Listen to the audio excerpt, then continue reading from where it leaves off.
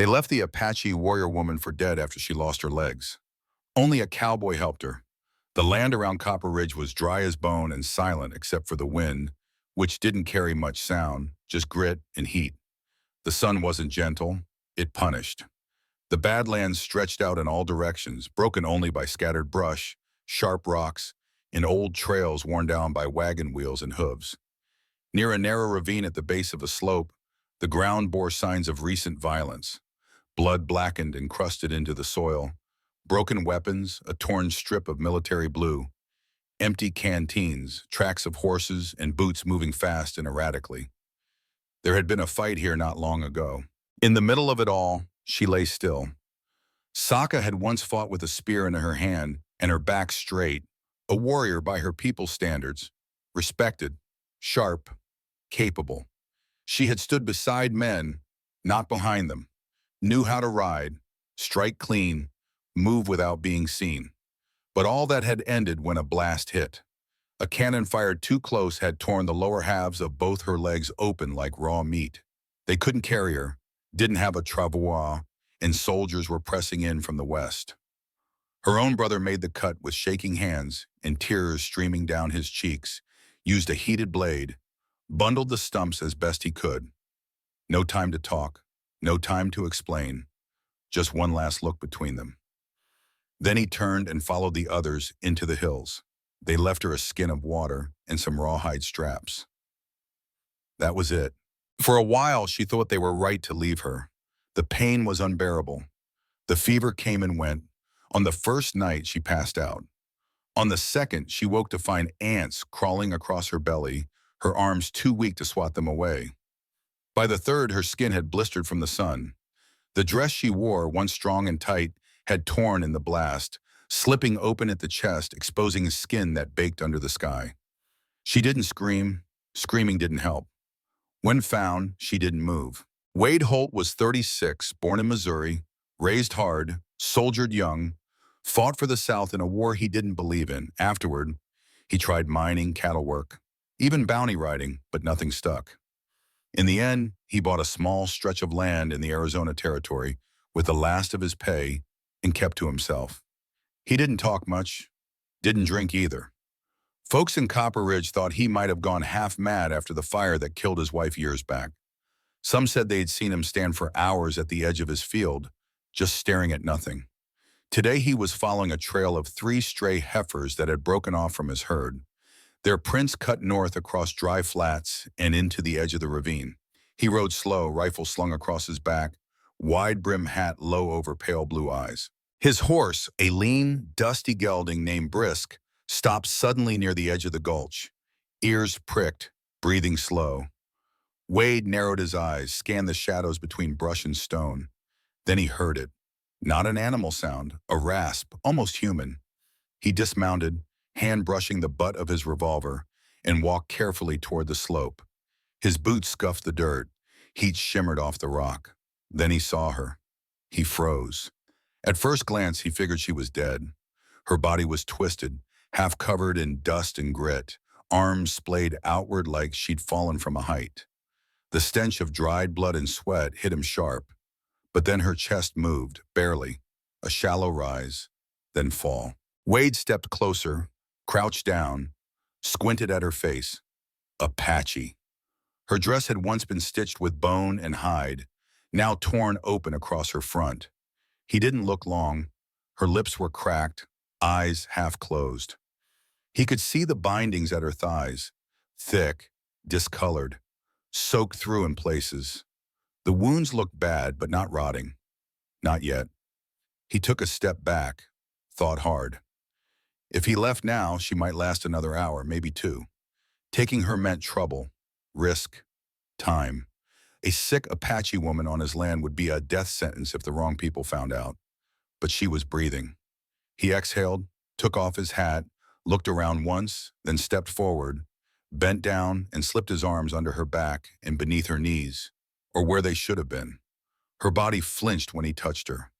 Her eyes opened a little wider, gaze not begging, not thinking, just holding his like someone waiting for judgment. He didn't say anything, just stood, adjusted her weight against his chest and turned back toward the horse. She groaned once, the sound hoarse, broken, but he didn't pause. Back at the ranch, the wind had picked up. Dust swirled across the ground as Wade rode in with her cradled in one arm. The house sat alone, a one-room cabin built from split pine, patched in places with iron sheeting. The barn leaned like it was tired of holding itself up. He carried her straight through the door and into the house, placing her down gently on his cot, a narrow frame with a thin wool blanket and one worn pillow. She didn't speak.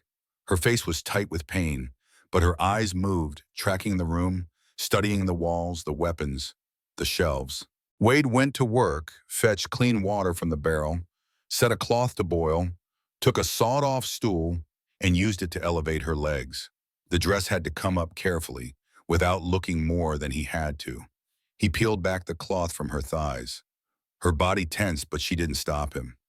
The stumps were angry, red, swollen, spleeted at the edges. He cleaned them with water and pine sap, packed what he could with yucca, and rewrapped them in clean strips torn from an old bedsheet.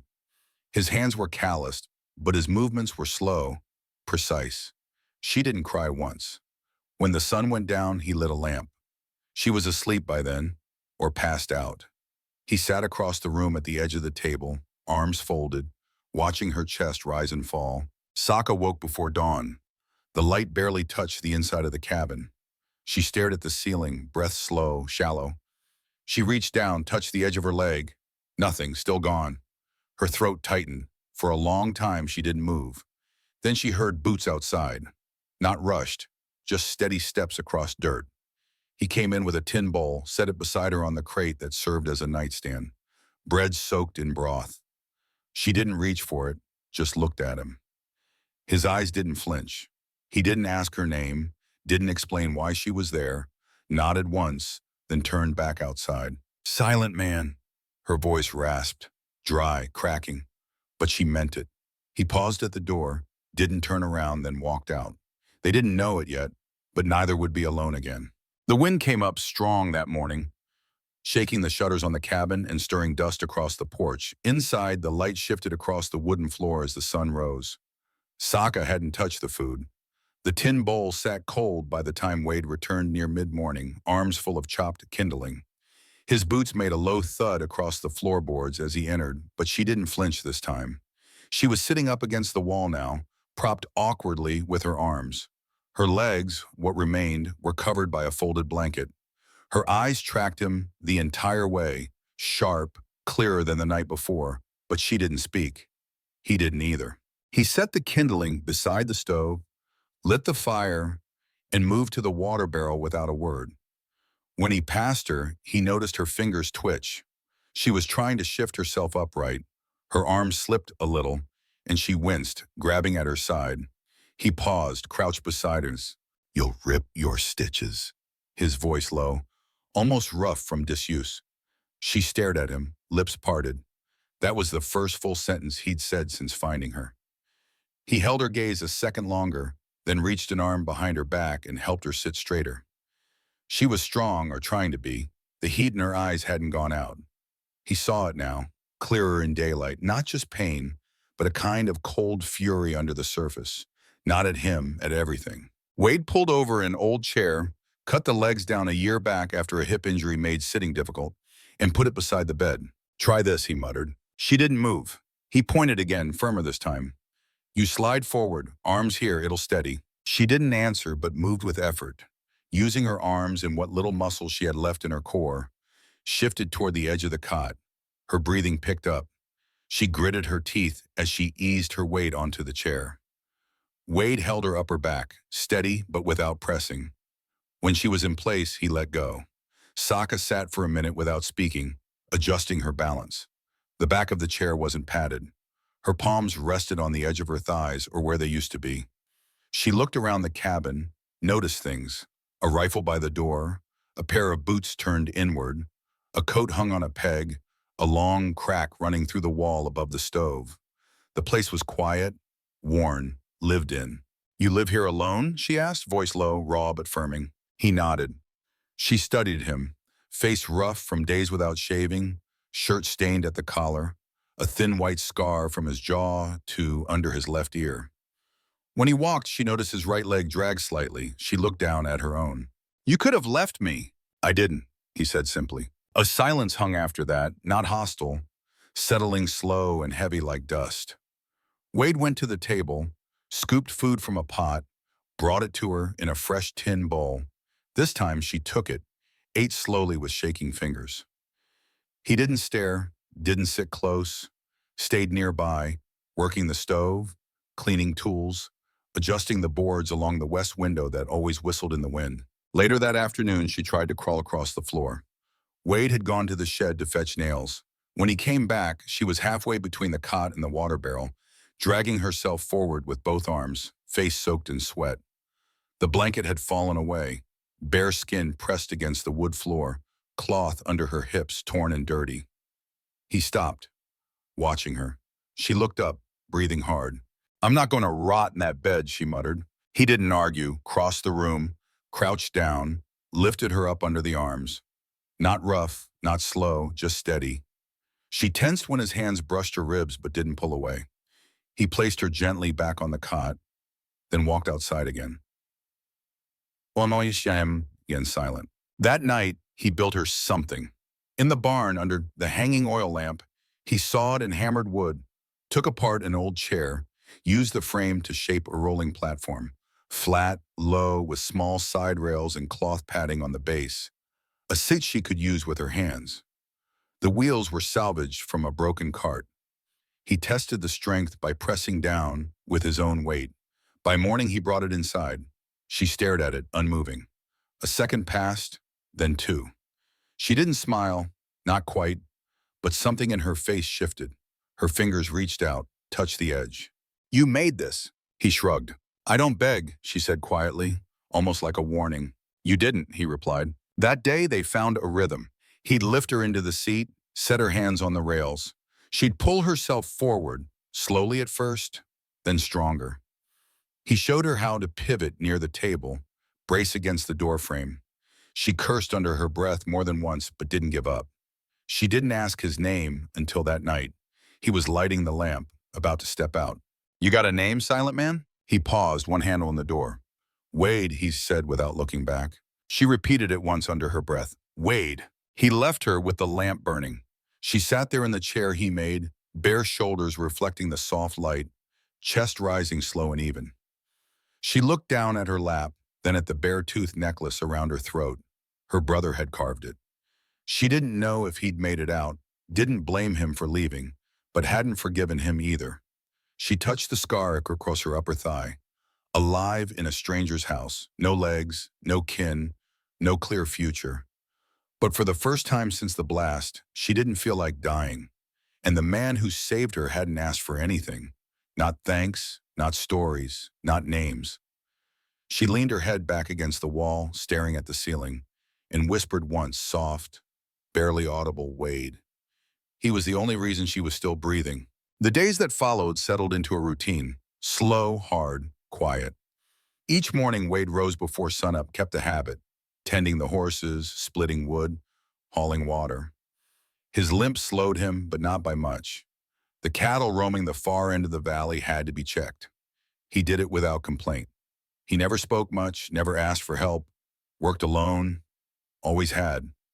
Inside, Sokka taught herself to move again. The rolling platform Wade built scraped lightly over the wooden floor as she dragged herself room to room. Her palms developed small blisters by the second day. She ignored them. When she reached the stove, she tried to lift the kettle, dropped it once, swore under her breath. The pain in her abdomen from the strain made her stop for the rest of the day, but she didn't stay still. By the week's end, she could reach the table by herself, grip the side with both hands, pull herself upright in the seat. Wade had added small blocks on the underside so it didn't shift when she pushed. She never thanked him aloud, but stopped calling him Silent Man. Just said his name when needed. Soft, direct. Wade. One evening after dinner, she asked her first real question. "You fought?" Her voice was stronger now, though still hoarse. Wade didn't answer right away, was whittling near the fireplace, a piece of cedar in his hands, blade glinting in the lamplight. "Yeah," he said finally. "Confederate Missouri Battalion." She looked at him long and hard. And now you help me. He didn't look up. War's done. That was the end of it, but not really. She sat quiet that night, staring into the flames, wondering how a man who once fought people like her could kneel beside her cot and clean her wounds without flinching. She thought maybe he'd lost someone. Maybe that's what changed a man. She didn't ask, not yet. Days later, she caught a fever. Started with sweat, then shivering. By nightfall, her lips were dry, skin hot to the touch. Wade checked her forehead once, then got to work. Brought water in small cloths, wiped her chest and face, boiled willow bark in a pan, forced it into her mouth when she refused. She spit once. He tried again. When the fever peaked, she groaned in her sleep, clawing at the blanket. Wade sat beside her, pressed her shoulders down, firm but gentle. Her fingers dug into his arm. He didn't pull away. That night, she whispered names in Apache, some broken, some clear. Wade didn't know the words, but one came often. Tana. He guessed it was her brother. He was right. She broke the fever the next morning. Eyes heavy but clear. Wade had barely slept. You stayed? She asked, voice ragged. He nodded. You're still here. It wasn't much, but it mattered. He didn't run, even when she screamed, even when she burned. The next few days moved slow again. Her strength returned little by little. She began asking more about the land, the house, the animals. He answered in pieces. Built the place himself years ago, got the land cheap after the war. No neighbors. Closest town was Copper Ridge. A half-day's ride. He didn't go often, didn't like people. Sokka asked where his wife was. He didn't answer. She didn't press but watched him. The way he paused sometimes near the window, eyes lingering on the old coat hanging by the door. A woman's coat, worn but clean. She didn't say anything. Later, when he was outside, she pulled herself to the far corner of the room. There was a small trunk under the bed. She didn't open it, just stared, then went back. She respected his silence. He respected her scars. That was the unspoken agreement. One afternoon, she pulled the dress tighter around her chest. It had torn more over the days from dragging, movement. Her shoulders were bare again, thin fabric across her breasts hanging loose. She glanced toward him. He was chopping onions at the table, saw, looked, then looked away. Doesn't bother you? She asked, challenging. He set the knife down, looked again, eyes unchanged. You're a woman. She scoffed. A broken one. No, just that. He went back to chopping.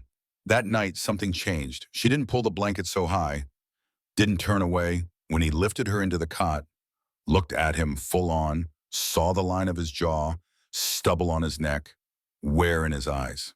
You ain't scared of me, she said, half statement, half test. No, he replied. Why? He looked at her steady. Because you're alive. She let out a slow breath, nodded. That was the first time she smiled. Not wide, not long, but real. Outside, wind picked up, brushing dust across the cabin walls. Inside, they didn't speak anymore that night.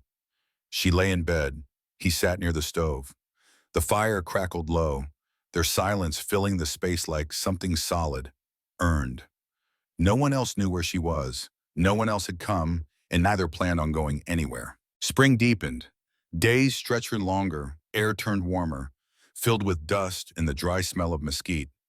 The land outside stayed quiet. No riders, no travelers, just wind through the brush and the occasional cry of a hawk circling above. Inside, their rhythm held. Each morning, Wade brought water, kept the fire low, cooked in silence. Sokka pulled herself into her rolling seat by dawn, careful now, hands more practiced, movements controlled. Her strength was coming back. She didn't wince when lifting herself anymore. Blisters had turned to calluses. She wore one of Wade's old shirts now, wide, buttoned at the front, cinched tight with a belt she'd sewn herself. Her dress had torn too far to patch. He'd left the shirt folded on the foot of her cot days ago, didn't say a word, just set it there. She'd watched him go out, reach for it, changed without hesitation. That morning, she asked what he did before all this. Drove cattle, a little mining, odd jobs, Wade said, repairing a saddle near the barn door, seated on a stump. Nothing I stuck with long. What happened to your wife? She asked, calm but direct. He paused mid-stitch, hands still. Fire, he said, winters ago.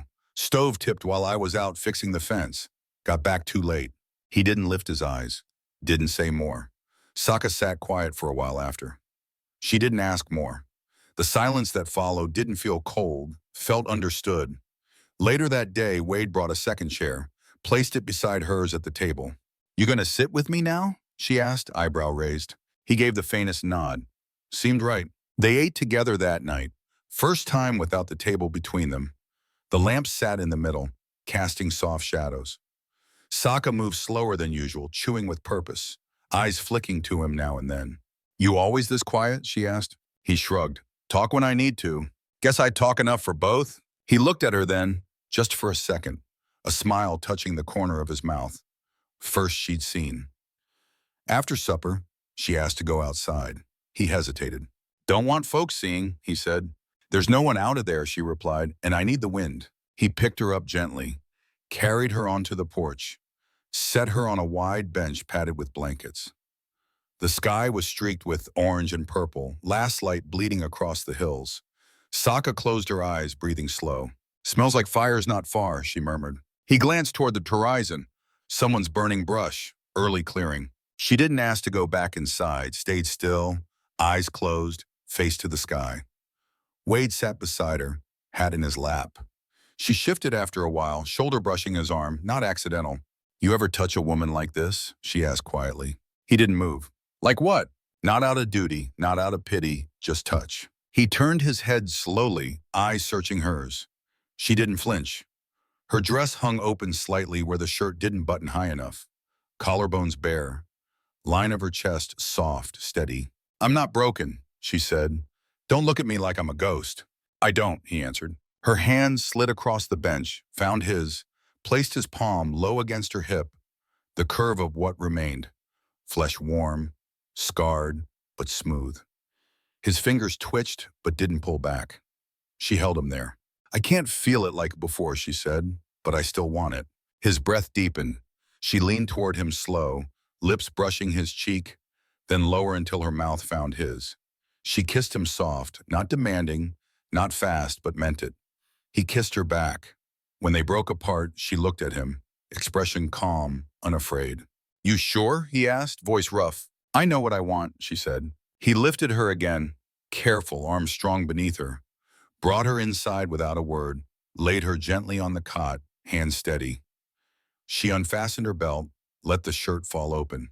Her body was thin, curved, bruised in places, but her eyes stayed locked on him. He undressed without shame, chest scarred, ribs visible beneath weathered skin. She didn't flinch, reached out, touched the old bullet scar on his hip. "You ain't the only one with ghosts," she said. That night they lay together slow, not out of need but understanding. She pressed her mouth to his chest. He kissed the scar on her thigh. When he moved over her, it wasn't fast, wasn't hungry, deliberate, careful, real. When they finished, he didn't move away, stayed. She lay curled against him, breath warm on his skin, hand on his chest, fingers splayed. "You could have left me," she whispered again. He closed his eyes, but I didn't. In the dark, they held each other like neither had in years, not since before the war, before the fire, before the bleeding. Outside, the wind died down. Inside, they didn't say another word. They didn't need to. They'd said enough. Wade woke first, always did. Light hadn't touched the cabin's edges, but the faint wind against the window said morning wasn't far. Sokka lay against his chest, hand curled loosely near his ribs, breath even, slow. He didn't move for a while, watched the ceiling, listened to the quiet. When he shifted, it was careful, easing out from beneath her, pulling the blanket up to her bare shoulders. She didn't stir. He dressed in the dark, shirt, trousers, boots, poured water into the basin, splashed his face. A tightness in his chest he didn't quite understand, not bad, just full, different. He glanced back once before stepping outside. The air was cold, frost clinging to the trough's edges. He walked to the barn, fed the horses, checked the fences, but his thoughts drifted to how her hand moved over his chest in the night. Not out of need, just to stay connected. Inside, Sokka stirred an hour later, pulled the blanket over her chest, eyes scanning the room. It felt different, Not just warmer, but steadier. She shifted upright in the cot, reached for the shirt Wade left on the footboard, dressed slow. Her body ached, phantom pains in legs that weren't there, but her hands worked fast, efficient. She slid into her rolling seat, braced against the table, started boiling water. When Wade came back, the place smelled of coffee and warm cloth. He nodded once. She didn't say anything at first, just handed him a cup. "How's the hip?" she asked. He sat, still limping, gave a one-shoulder shrug. Still walking. She reached for a slice of bread, tore it in half, passed him a piece. The silence wasn't uncomfortable, felt like habit, but there were things neither had said. Not last night, not before. They were both thinking it now. "Why didn't you shoot me?" she asked suddenly. Wade looked up, caught off guard. Her eyes didn't waver. "When you found me," she clarified. "Lying there, I was Apache, bleeding, half dead. You fought men like me." "I didn't fight women," he said. "That ain't an answer." He took a breath, glanced toward the window. The sky was pale blue, cloudless. "I saw a person hurt, left behind." "That's it?" She studied him. "You didn't hesitate. I've been left behind too." She let that sit a long moment, then said softer, "Tana didn't mean to go. He was scared. They all were." "Tana, your brother?" She nodded. "He cut my legs off, wrapped them, told me he'd come back. I think he believed it, but no one did." Wade leaned forward, elbows on the table. "You think he's still alive?" "I don't know," she whispered. "I want to hate him, but I can't. He was crying." There was something in her voice Wade understood deep down, that mix of anger and love that never sorted clean. He reached across, took her hand, slow, steady. She didn't pull back. That afternoon, Wade began building a ramp down the back porch. She watched from the doorway, arms crossed over her chest, blanket draped across her lap. "You expect me to run laps around the yard now? I expect you'll want the choice." She smiled, not wide, but the corner of her mouth twitched. Smart man. He worked with focus, hammered thick boards into place, added grips along the rail. By sundown, it held solid. She tried it the next morning, arms straining at first, pushing forward, backward, testing the slope. The wheels creaked. She moved slow, but moved. She made it to the chicken coop by midday, sat in the sun, tossing cracked corn onto the dirt. Wade watched from the barn side. She looked peaceful, still scarred, still healing, but alive in a way she hadn't been when he carried her in. That night, after they ate, she asked to bathe. "I need help," she said plainly. "I ain't got the reach." He nodded, didn't ask questions, carried her to the wooden tub outside the barn, already filled with warm water. Set her down easy, hands steady. She didn't cover herself, didn't turn away. "You look like you're waiting to be told it's all right," she said, eyes watching him. "I'm waiting to see if you want me to." She reached up, took his hand, brought it to her waist. "You're not just saving me anymore. You're with me." He helped her wash slowly, gently, hands over her back, down her arms, across the curve of her hip, smooth skin leading to the scarred thigh. She leaned against him when she rinsed, water dripping down both their arms. When he carried her back to the cabin, wrapped in a wool blanket, she pressed her mouth against his shoulder just once. Inside, she dressed herself without help.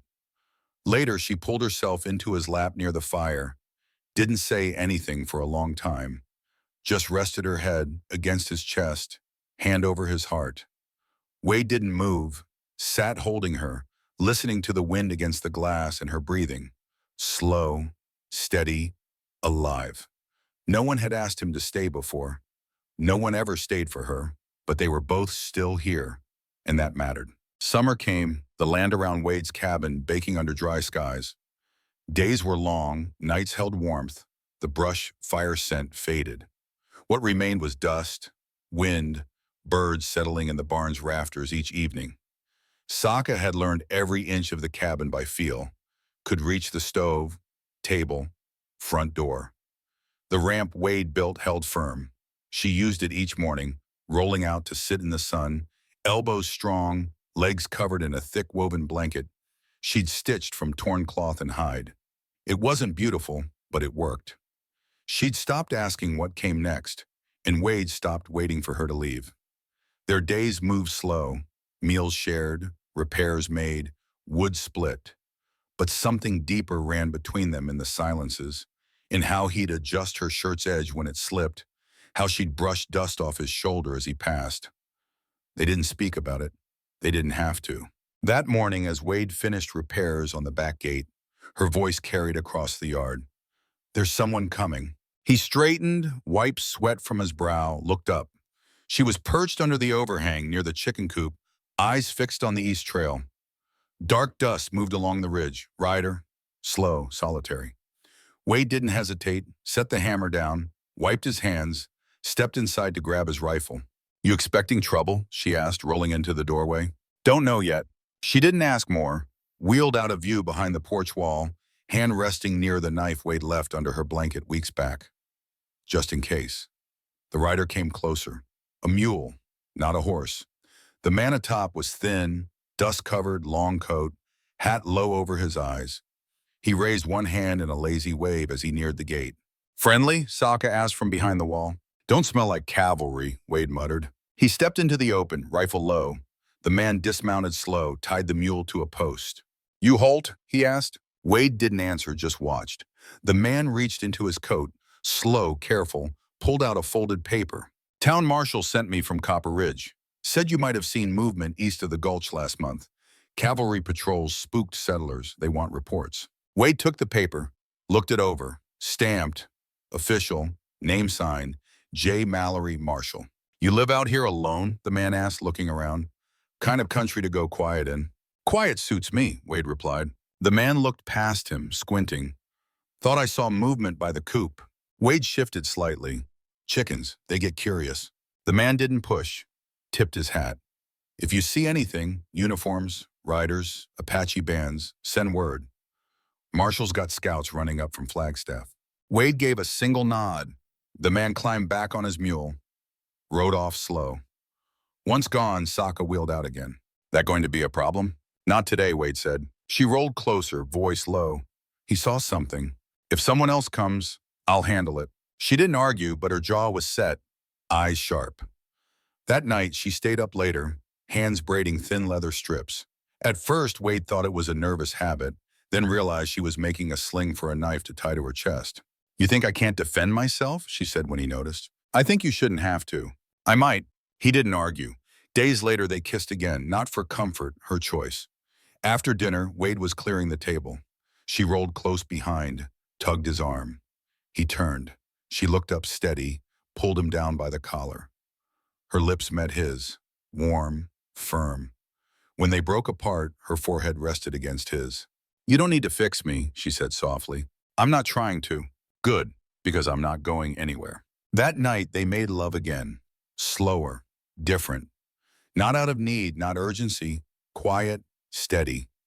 She guided his hands where nerves still worked. He undressed her like he'd done it a dozen times. She let him see all of her. Scars, missing flesh, curve of her breasts, uneven dips from healing. She straddled him as best she could, pressing her weight into him. His hands held her waist like she wasn't missing a thing. Afterwards, she stayed curled on his chest, bare skin against bare skin, both breathing heavy. "You ever want children?" she asked suddenly, voice low. He hesitated. "Had a daughter once before the fire. She was 2. Sokka didn't speak, reached for his hand, interlocked fingers. "I can't," she whispered after a moment. "Doctor said long ago." He didn't answer right away, brushed fingers over her cheek. "You're still everything." The words hit harder than expected, not because she needed them, but because she believed them. For the first time since the ravine, she didn't feel broken, felt wanted, just as she was. The next morning, she carved a bone bead, small, detailed, handed it to him. He turned it over. "What's it mean?" "It means stay." He did. Summer deepened, cicadas screamed through trees, land pale, brittle, dried from the inside out. Water in barrels used sparingly. Wade cut work short midday, kept labor early or late. Sokka spent hot hours indoors, sewing cloth, carving bone, rolling through the cabin like she'd always lived there. They built something. Not fast, not loud, solid, not in promises, but presence. Neither used the word love. A quiet morning, the past found them. Wade was behind the barn, pulling weeds from fence post bases, meant to replace boards all spring, kept putting it off. Sokka was inside, boiling beans for lunch. Could hear him. The low scrape of boots, grunt when he leaned too far into his bad hip. Familiar, reassuring. She was rinsing a tin cup when a horse came. Not Wade's, different gait, too fast for the heat. She rolled toward the front door, heart tight. A man on a brown gelding pulled up near the fence, not a scout or ranch hand, new boots too clean, pistol on one hip, knife on the other, looking at the cabin like he knew something. "Anyone home?" he called, hand near his belt. Sokka wheeled slowly onto the porch. Didn't speak at first. Sat, one hand under the blanket, gripping the knife tied to the frame. "Who's asking?" she said, voice flat. The man studied her. "You, Sokka." She didn't answer. "Name's Harlan," he continued. "Came from Yuma. Heard about a wounded Apache woman survived a blast near Copper Ridge. Word's been traveling." Sokka didn't blink, face unreadable. "Word also says you were left behind," he added, tone tilting. Behind the barn, Wade stepped out quietly, rifle in hand, didn't speak, walked up behind the house, stood at the corner out of sight. "What do you want?" Sokka asked. Harlan shrugged. "Some folks offering bounty for Apache fighters. Doesn't matter the legs, just the name." She felt it, a flash deeper than fear, not panic, something colder. She didn't move, didn't glance behind, stared straight at the man. "You here for the bounty?" He smiled. "Just scouting, heard a story, wanted to see if it was true." Wade stepped into view, calm. "It ain't," he said. The man turned, one hand drifting to his belt. "You Wade Holt?" Wade didn't answer, raised the rifle slightly. "She's under my roof and she stays." Harlan looked between them, weighing chances, didn't find much to lean on.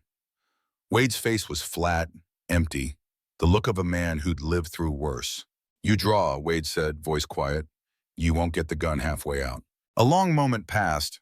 Harlan lowered his hand, pulled his reins instead. "No need for blood," he muttered. "Ain't nothing here worth dying over." He turned the horse slowly, rode off, not fast but not slow. Wade didn't lower the rifle until the dust cloud was a speck. When he stepped onto the porch, Sokka's hand was still wrapped tight around the knife handle under her blanket. She let it go slow, exhaling for the first time in minutes. "They know," she said. "They always did," Wade replied. "Just didn't care until now." He sat beside her, both staring at the trail. The sun climbed higher, burning overhead. The world looked the same, but something had shifted. "You think he'll be back?" she asked. Wade shook his head. "He'll send someone worse." That night, they didn't talk much. After dinner, Wade pulled a trap door from beneath the rug under the table. Showed her a hidden space, not deep, but big enough for supplies, a rifle, a body or two. "If we need it," he said. "You built that for me?" she asked, voice quiet. He nodded. "After you had the fever." She looked at him a long time, leaned forward, kissed him slow, not rushed, not hot, but full. When she pulled back, her hand stayed on his cheek. "I'll kill for this place," she said. "You understand that?" "I already have," Wade said. Later, as she lay against him in bed, Sokka whispered, "I never thought I'd belong anywhere again." "You do now." There was no ceremony, no rings, no priest. But that was the night she called him husband, and he didn't correct her. The morning after Harlan's visit, wind blew hard from the east, stirring grit through the valley. Dust collected at the porch's edges. The sky looked bruised, pale in the corners. Sokka sat near the doorway, wrapped in Wade's old coat, eyes on the trail. She hadn't said much since the man left. Neither had Wade. He was tightening hinges on the barn door, ensuring it could close clean and fast if needed. His rifle was cleaned twice, ammunition counted, moved to a drawer closer to the table. The cellar beneath the floor was stocked. Food, tools, lamp, oil, cloth. Enough for days if it came to that. They weren't panicking, but something had changed. A line crossed. Late afternoon, Wade burst her inside, sat beside her at the table. "If they come back, they'll come with paper. Soldiers maybe, real ones with orders." Sokka nodded, silent. "You don't need to be here when that happens," he said. Her jaw shifted. "I'm not running," she said plainly. "They'll call you a fugitive.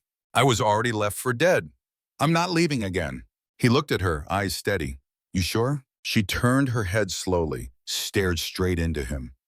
"You my husband or not?" That shut him up. That night, they reinforced the barn wall, moved supplies closer to the back ramp. Sokka carved 2 more bone beads, small, intricate, shaped like narrow shells. She tied one to her necklace, slipped the other into Wade's hand when he wasn't looking. "No words," she said when he opened his mouth. "Just keep it." By the second day, waiting began to weigh. Sokka couldn't sleep, lay on the cot staring at the ceiling, listening for sounds that weren't there. Her body ached in strange places, not from movement, but tension. Her hands twitched, shoulders tight. Wade caught her rolling back and forth across the cabin floor in the dark. "You need rest," he said. "I'll rest when I see their faces. You're not alone." She stopped moving, then said, "I know. That's what scares them." On the third day they came, not Harlan, 2 others, uniformed, military-issue coats. One rode in front, the other stayed mounted. They didn't knock, called out from the fence line, "We're here on Marshall's order, looking for a native woman matching the description of Sokka, considered absconded from lawful detainment after documented engagement with U.S. military personnel." Wade stepped out slowly, rifle not raised but visible. "She's not here." The soldier on the ground pulled a document from his coat. "You Wade Holt?"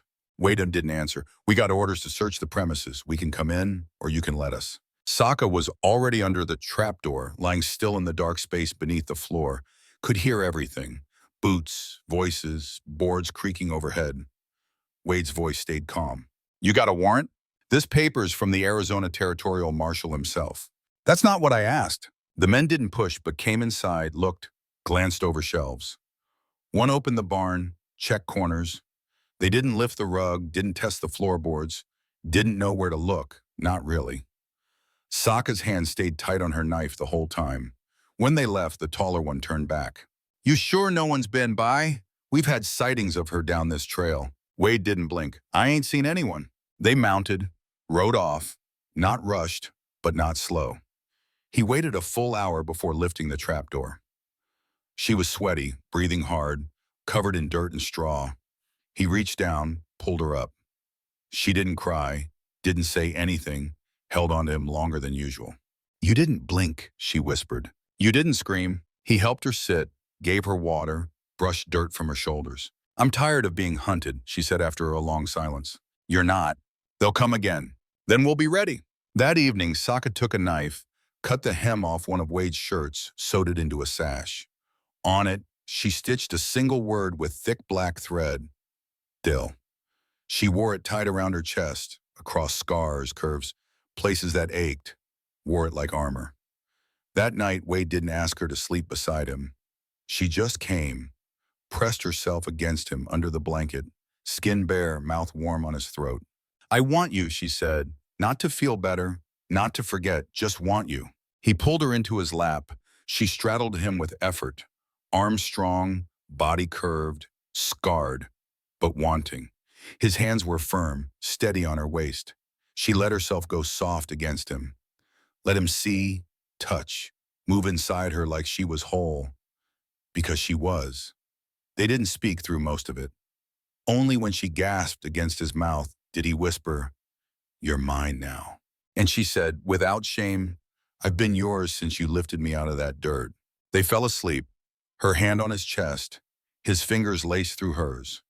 No fear left between them, only fire, choice, the promise of one more morning together. The fourth morning after the soldiers left, Sokka was up before Wade, sat at the porch's edge, wrapped in the thick woven blanket over her lap, sunlight glinting off the beads around her neck.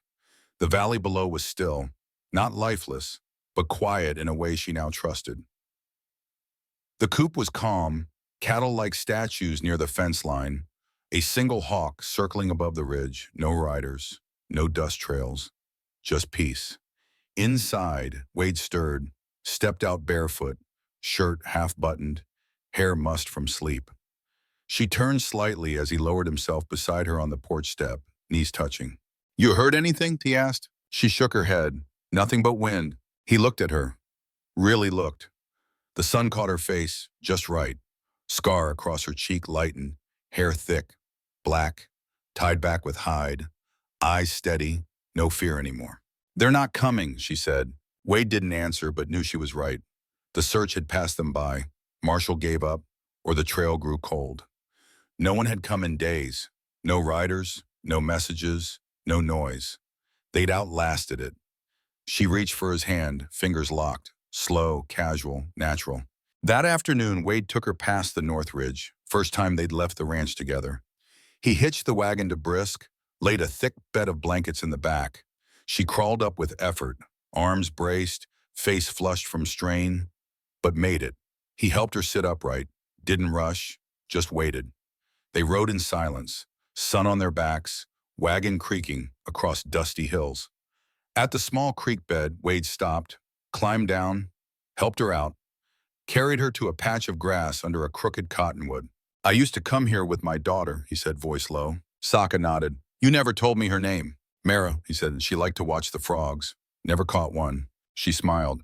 "She sounds like someone I'd have liked." "You'd have scared her," he muttered, smirking slightly. "Only a little," Sokka said. They sat a long time. He leaned against the tree, she against him. "I've been thinking," she said, "about the next part." He turned slightly.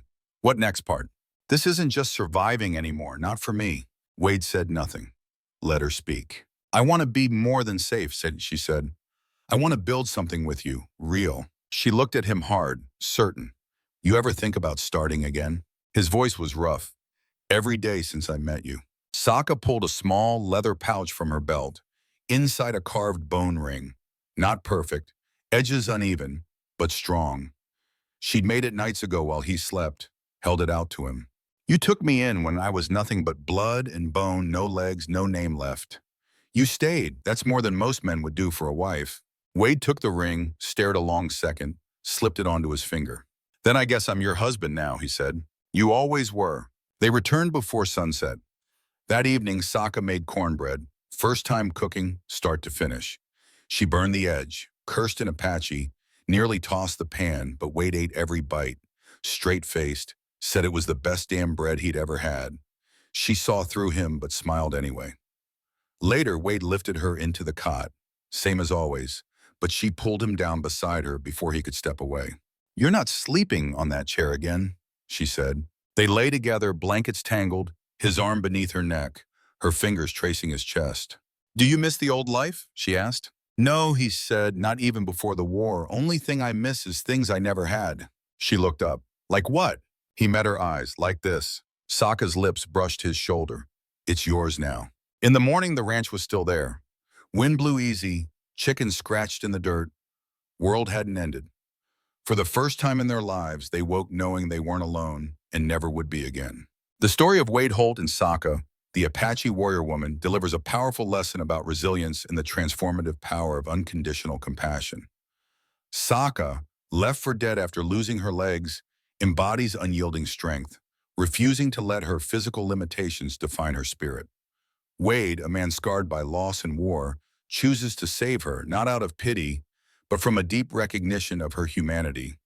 Their journey teaches us that true connection transcends differences, built on mutual respect and quiet acts of care, like Wade crafting a rolling platform, or Sokka stitching a sash that declares, "Sil."